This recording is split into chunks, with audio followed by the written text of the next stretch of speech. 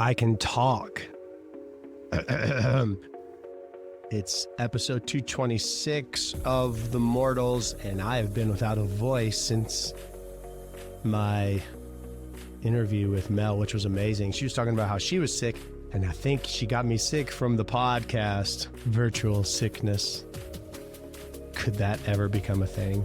I mean, you get viruses on your computer. I'm grateful to be back, and I'm grateful for you. I am excited about the community that is The Mortals. It's the exclusive community, which is, of course, named after this podcast, but I'm going to link it right now because I want you to join. We have an exclusive community for behind-the-scenes content, whether it's music or audio or video, just all things that you're not going to get anywhere else, like release dates and VIP experiences. I'm really hungry today. I want you to go over there and join because we just gave away a mystery envelope. Amanda's the winner of that. She signed up for The Mortals. We're always doing some crazy giveaways. The mystery envelope, what is that? It's going to be awesome. Only Amanda and myself know what is in that envelope. If you would like to have a chance to win at things like that, then be sure to join. That was fun to do. Mystery envelope. I wonder what she's going to think when she gets it. She's going to go open her mail and she's going to see that it's for me, and she's going to open it. She's like, what in the hell is this, Nathan? But put a lot of thought into it. That's what it's about. Unique opportunities to connect. That's why we exist, to feel a part of something, to be loved and to love. And the community that we're building is something super fun, and I'm happy to be here with you, and I'm happy to see so many of you joining and wanting to show support like you are. Thank you very much. I'm hungry today. When you're sick, it knocks you out in the weirdest ways. You're all jacked up on meds, and I've drank so much tea. I drink tea anyway, but ashwagandha tea. I've had so much. I'm on the up and up. I'm tired of talking about, oh, it feels all over me. Yeah. I would love it for you to check out the merch at nathanmorrismusic.com. Thank you very much. Today's episode is going to be about something we all face but don't ever really talk about, and that is unfinished business. The biz. You know, the moments in life that feel kind of unresolved, the words that we didn't say, the things that we didn't do, the echoes that they leave behind. Feel like that is a kind of the part of many a song, many a movie, many a story. Before we get into it, though, I want to remind you how much I appreciate you. Yeah, I do.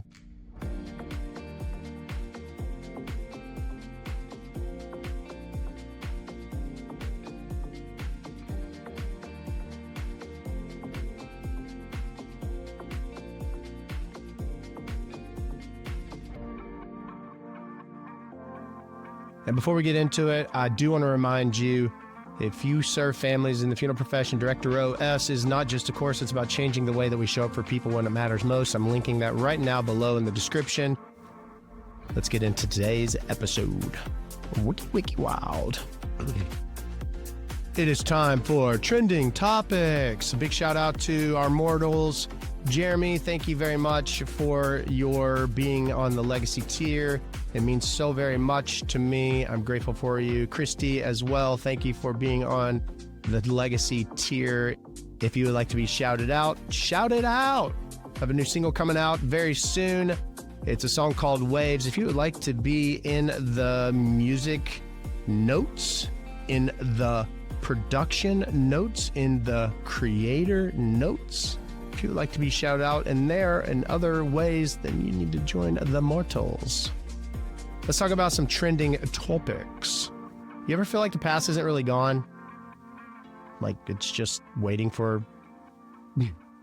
It's like, put me in, coach. Let me come back and haunt you. The past haunts you, right? Well, this week there have been 3 very wild stories making their rounds, kind of in the funeral profession. Death comes in threes. Each one is a reminder that history doesn't just stay buried. So watch what you do. It whispers, and it sometimes it straight up refuses to be ignored, right? Yeah. Let's talk about the viral haunted apartment on TikTok. Have you seen this? This one's been blowing up. A woman in New Orleans rented an apartment in a historic building, and within days, things started happening. We're talking whispers at night when she was home alone, doors slamming with no explanation, objects moving when no one was near them. It's very creepy. But is that like standard ghostly stories stuff? This is where it actually gets crazy. One night she's rearranging furniture and she notices this tiny crack in the wall. It's near this old bookshelf, of course. Something about it seemed off to her, so she pulls the shelf away and finds a hidden compartment. Inside is a stack of old letters, some dating back over 70 years. I would love to have found this. Letters written by a woman who once lived there and then mysteriously vanishes. The letters are from a woman who lived there but had vanished. No records of her leaving, no obituary, just poof, gone. And the most unsettling part is the last letter that she ever wrote, never sent, never opened, said, "I hear them at night. They don't want me to leave." Now, whether or not you believe in ghosts, here's the real question. How many stories like this are just sitting behind our walls? Break the drywall right now. Trending topic number 2, the digital afterlife. Facebook's AI memorials. Here we go with the AI hologram stuff, but this one's borderline Black Mirror.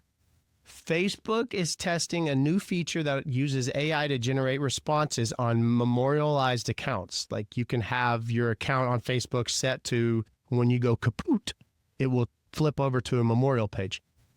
So it means that if a loved one passes away, their profile can still respond to messages, almost as if they were still here. God. Oh, let that sink in. You message your grandmother's profile on her birthday. Instead of silence, you get this response like, "Thank you, sweetheart. I miss you too." That's weird. Some people find this comforting, but I don't know. Like a way to keep a connection alive, I guess, or I don't know. They think it crosses a huge moral line. However, I don't know. Because at what point are we honoring the dead, and when are we just replacing them with that? Is this the future of grieving, or maybe just a way to avoid accepting loss? What do you think? Would you want an AI version of someone that you love to just live on, or is it better to let that one go? Not the loved one, but like let that idea go. That would be interesting to hear what you think. And be sure at this podcast, give it a nice little positive review on any of your listening device and platforms, and follow it too. I would appreciate it very, very much. You tell the algorithm, "I like this guy," and share it with a friend or a foe. Maybe you don't like this podcast. Maybe you don't like a person, so send it to someone that you don't like if you don't like this. Here's our third trending topic, a deep message, or a message from the deep. A sunken ship's final transmission. These are very interesting stories. This last one is pretty wild. Scientists recently recovered a Morse code transmission from a long-lost shipwreck, a vessel that disappeared decades ago, never found until now.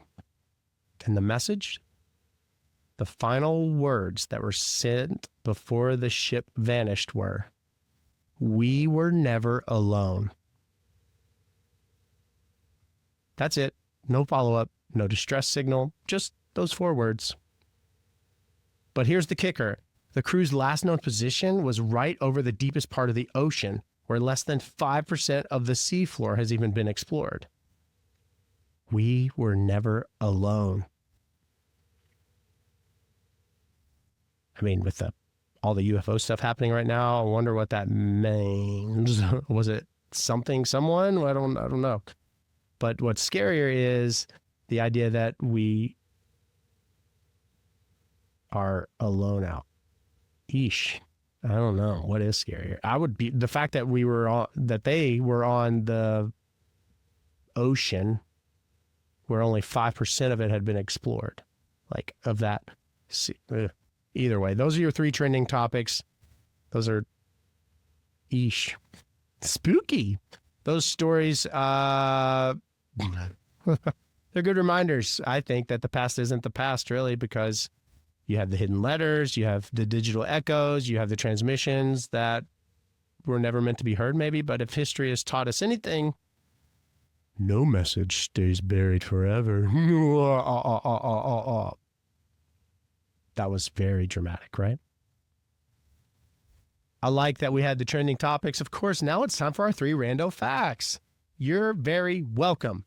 These are 3 random facts that are, of course, about the unfinished and the unexplained to kind of follow up with our 3 trending.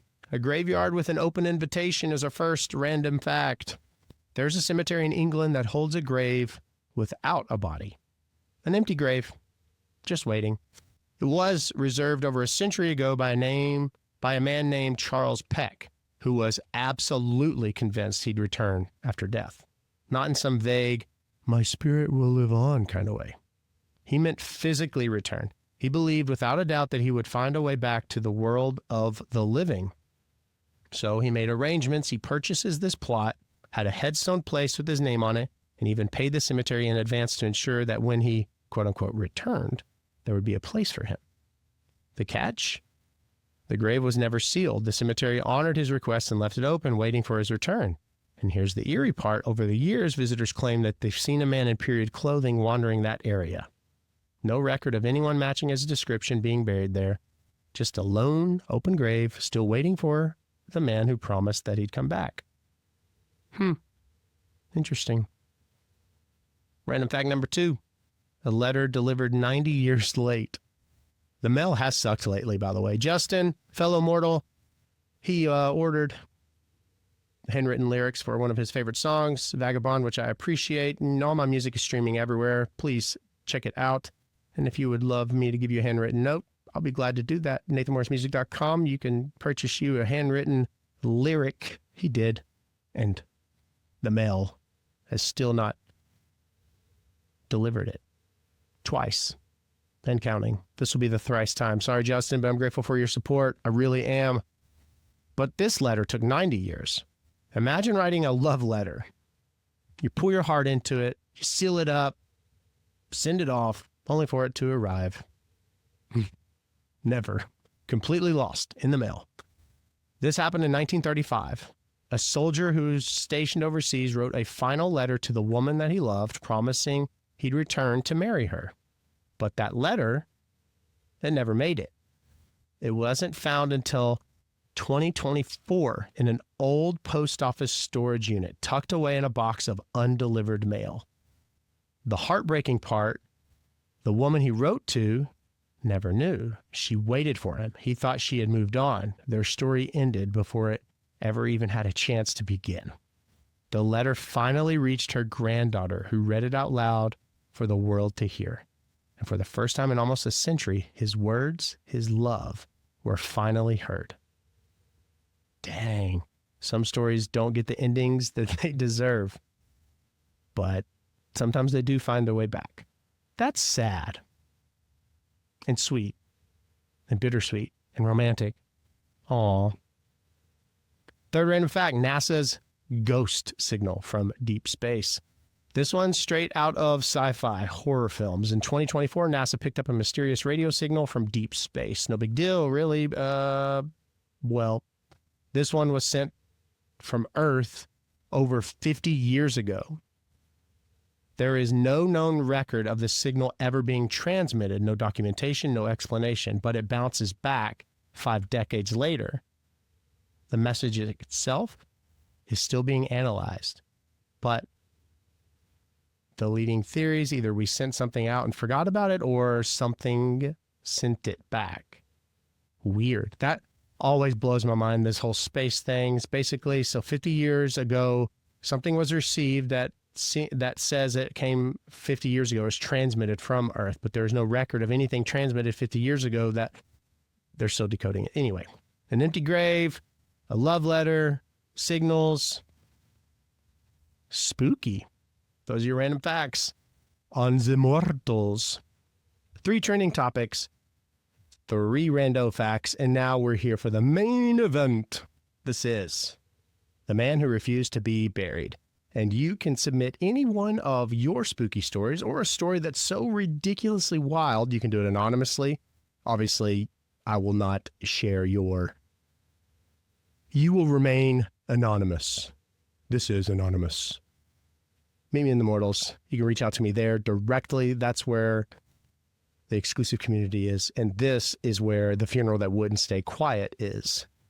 All right. It was a quiet funeral home in Savannah, Georgia, always New Orleans, somewhere, well, New Orleans, Louisiana. This funeral home was handling a very standard and traditional burial for an older man named, we'll call him Charles, a lifelong fisherman who had always been known to be stubborn, and that was put in bold.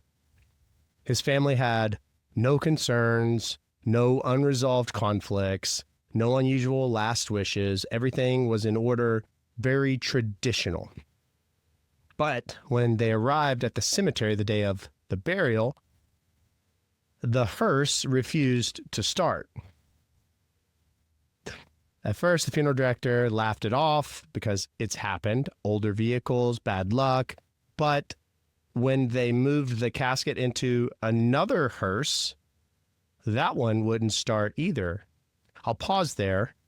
It was in the mid-90s, and a gentleman that I actually studied under, they were on a funeral procession. The hearse died. They were pulled off on the side of the road. It was a long procession. They had to wait for the backup hearse. It's not uncommon, in other words, for that to happen. I even know of funeral homes where they're in the procession and someone has a diabetic episode and they go off the embankment down the way and they were okay. The hearse was okay. The loved one in the casket in the hearse was okay. They hadn't a clue what happened. But it's not common to have a second hearse that comes to save the day not work. By the time they finally got the vehicle running, the service had been delayed by 2 hours. So the family getting the loved one's casket to the cemetery is delayed by 2 hours. Okay. The family was shaken. Maybe he's not ready, his son joked nervously. But no one laughed. And then, as the casket was being lowered at the cemetery, a loud cracking sound rang through said cemetery. The lowering device straps snapped. The casket tilts dangerously. So you have these lowering devices that have straps on the head end and the foot end, and because of the weight that's bearing down on the straps, they're evenly distributing, and these very thick, heavy-duty straps are slowly being cranked by this device that is being obviously helped with gravity. In this instance, one of those straps, oopsies. The casket tilts dangerously, okay? The entire family in the funeral committal area, they all freeze. The pallbearers swore that they had secured the loved one. Obviously, the vault company's there. They know how to set the loved one's casket in the event the pallbearers don't put the loved one's casket in the proper spot. If you haven't been to a cemetery for a committal service, then you may not understand. And I should probably do a video on that, but there's a device, the straps. I just wanted to paint the picture, but something obviously had gone wrong. It was as if something was resisting. This is insane. Later that evening, after everything kind of calms down, dies down at the cemetery, back at the funeral home, the funeral director received a call from Charles's daughter. Her voice was very shaky. She needs to talk to the funeral director. She said, "I need to talk to you." The daughter explained that while going through her father's belongings, she found an old sealed letter, one that had never been opened. It was addressed to her. Inside, written in shaky handwriting, were the words, "Meredith, if you ever read this, it means I didn't get to tell you. Please don't bury me. I want to be cremated. I need to be in the ocean, not in the ground." A final request that was never honored. The daughter was devastated. She called her brother, her mother, the rest of the family. They debated, was this even real? Could they even go against the burial that had already happened? Finally, they made the call. The very next morning, they worked with the funeral home to file disinterment papers to exhume the vault, which houses the casket, which houses the loved one's body. And within 24 hours, he was cremated. And the next day, his ashes were taken to the ocean and scattered exactly where he had wanted them to be. And the evening that happens, after everything was settled, the funeral director locked up the funeral home. For the first time in 3 nights, the security cameras didn't pick up strange motion after hours. The old funeral home door, which had kept swinging open mysteriously, stayed shut. The hearses all started on the first try. And some were saying that all of that was just coincidence. It was just bad luck. But the daughter, she swears, as she stood on the beach watching the waves carry her father away, she felt some heaviness of sorts lift, a presence, a weight. And then, for the first time in days, utter peace.